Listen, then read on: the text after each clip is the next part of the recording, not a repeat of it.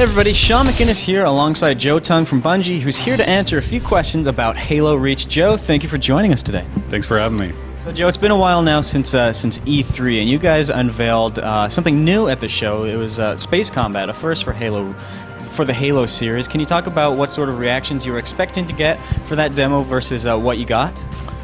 We specifically chose space combat because it is a brand new thing that we've added into Halo Reach, and the response was great. People were really excited about space combat. I think they're really anticipating what it's going to feel like to fly a spacecraft in Halo Reach, and that's exactly what we're looking for. And you know, it seems like that E3 demo that you showed off was sort of the appetizer to the demo that you guys showed today. It was two very extensive missions from the game. It was one called Nightfall and one called Tip of the Spear. Nightfall, I noticed, seemed a little bit darker, a little bit more subdued than the typical Halo experience. Is that something that you guys are really aiming for with this game? Well, I mean, from the very beginning, we knew that we wanted to make a darker game in general. I mean, we've sort of said from the beginning that fans of the fiction will know sort of the end of the story. And so Halo Reach is definitely a darker take on the universe than you've seen before. But as far as sort of the progression of missions, you played Nightfall. It's sort of it's nighttime sniper mission, and it rolls right into Tip of the Spear, which is a big vehicle combat, much larger scale battles than you've ever seen before in a Halo game, and that's just sort of an example of the focus that we put into pacing the game. We definitely wanted to sort of start out that Nightfall on a sort of quiet note, give you a really awesome sniping experience, and then come right back at you with the big vehicle combat in Tip of the Spear. So hopefully that came across. Can you talk to us about some of the faces in the game? In Nightfall, you were playing alongside Kat, and then at Tip of the Spear, you were alongside George. Two kind of different personalities, I noticed. Sure, yeah. You're actually fighting next to June in Nightfall. He's sort of the sniper of the bunch. Sort of chats in your ear over the comms while you're sniping. It's a really nice character to fight alongside in the sniper mission. In Tip of the Spear, you actually start out with Kat. Kat's sort of second in command of Noble Team. She's very recognizable with her sort of robotic arm, and she's sort of the tactician of the bunch. You eventually hook up with George. He's the big heavy gunner. He's the only Spartan 2 of the bunch, so he's actually about a foot taller than the rest of the Spartans, and he's the guy who you're going to sort of see lumbering around with the giant Gatling gun in the game.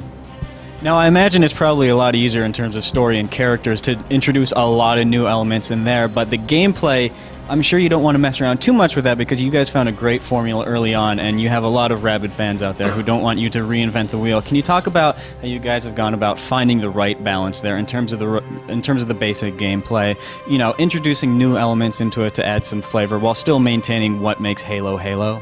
Sure, yeah. We absolutely talk a lot about, the delicate balance of pushing the envelope as far as you can to when you ship a new game, and preserving the core of what makes Halo Halo. And it's really difficult. If you touch even the smallest thing in Halo, chances are it was sacred to someone, and they actually loved that aspect of the game. And so I think on Reach we did a really great job of frankly pushing the envelope on gameplay. In multiplayer, you've got multiplayer, firefight, and campaign. You've got the deep integration of armor abilities.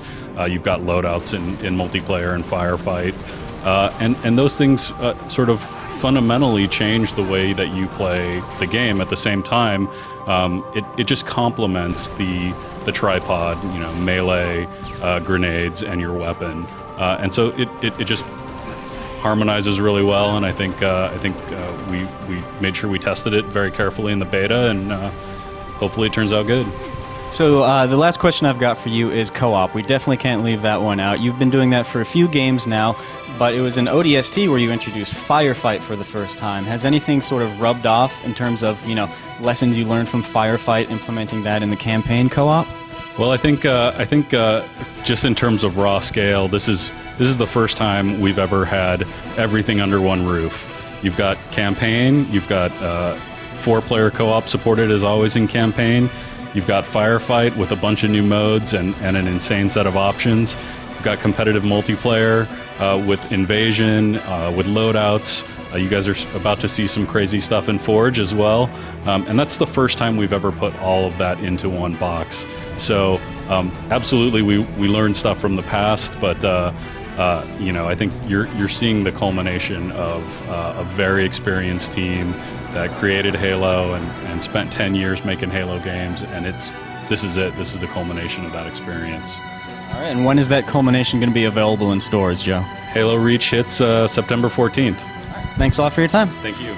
There you guys have it. That's your look at Halo Reach for today. Stay tuned for more coverage.